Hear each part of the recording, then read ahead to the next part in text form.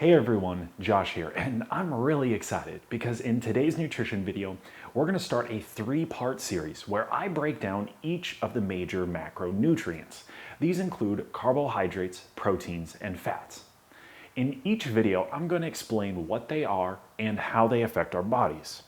With a proper understanding of each nutrient, you will be more equipped with not only the knowledge, but the ability to modify any meal plans to help you achieve your goals. We're starting with everyone's favorite, carbohydrates. So let's get started. Carbs. Oh, pastas, breads, potatoes, pizza, donuts. I mean, let's be real. All of us love carbohydrates, and there's a very good reason why. They taste amazing. But more importantly, how does our body use them? Well, carbs are essentially just sugar, and there are two types, glucose and sucrose. And glucose is what we're going to be focusing on. It's called a monosaccharide, and it is the simplest form of carbohydrate. So when our bodies take in glucose, the mitochondria, which we all remember from middle school science is the powerhouse of the cell, they break down that sugar as it's absorbed into the bloodstream, producing what our bodies use for energy. And it is called adenosine triphosphate, or ATP. This is basically the currency of what our body uses to perform actions with energy. Basically, when we eat carbs, they're turned into sugar, and then our body uses that sugar to produce energy, or ATP. Pretty cool, huh? Who knew our bodies liked carbs for energy?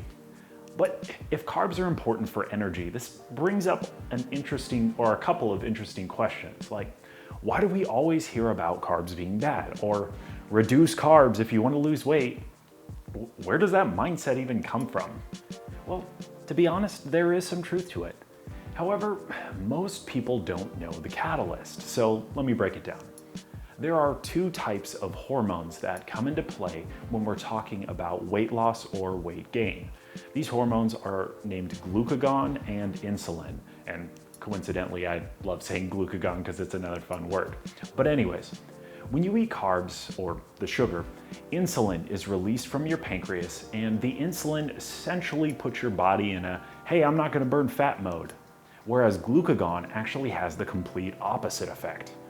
There was a study done in 2011 published in the Journal of Comparative and Physiological Psychology, where they injected two sets of mice, one with insulin and one with glucagon.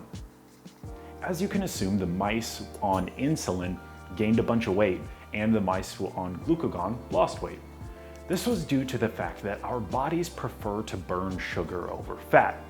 Any sugar your body can get its hands on, that's what it's going to burn for energy first. So here comes the catalyst.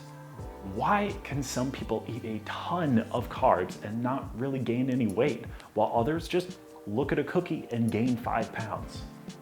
It's a concept of what I call muscle saturation. And it's basically where the individual's muscles have the ability to absorb and store sugar for energy. Once the muscles have been fully saturated, then the leftover sugar is what causes the pancreas to start kicking out insulin and put your body in that, hey, I'm not going to burn fat for energy right now. So here's a rough analogy to try and make things a little more clear. Keep in mind that the muscle size for this analogy is irrelevant. We're talking strictly your genetics. As you can see here, I have two towels, a hand rag and a hand towel. Now the hand rag represents the individuals who just look at a cookie and gain 5 pounds. Well, the hand towel represents people kind of like myself who can eat 4 pounds of pasta and not gain a pound. Keep in mind that, when it comes to overall weight loss, again, calories in and calories out are the only thing that really matter when it comes to weight loss. But as you get leaner and leaner, the composition of those calories does make a difference. So for this analogy, I'm going to explain muscle saturation. And the towels represent the individual's muscle ability to absorb sugar, and our water represents sugar. So for the thicker individuals, I'm going to pour water, the same amount of water in both glasses on the rag.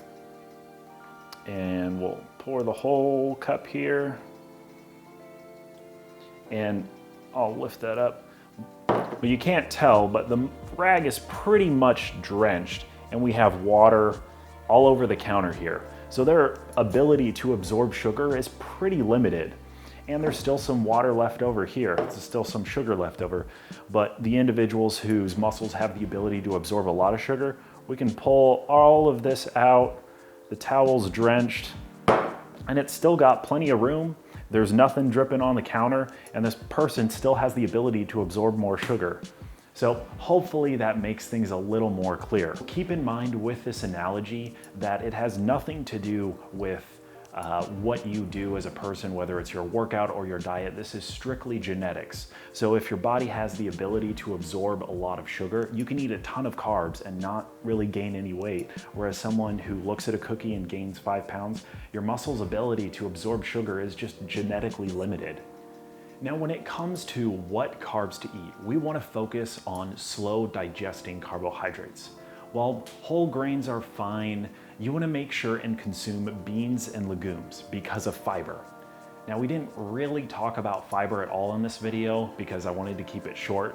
And we'll be breaking down fiber in another video, so stay tuned. But regardless, eat fiber. Anyways, you want to eat slow digesting carbs because the process of your body converting it into sugar is much slower.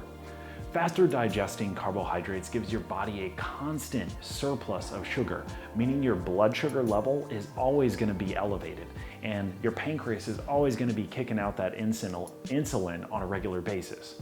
Not only is this going to increase the likelihood of developing type 2 diabetes, but your body is always going to be in a I'm going to be focused on burning sugar instead of fat for energy.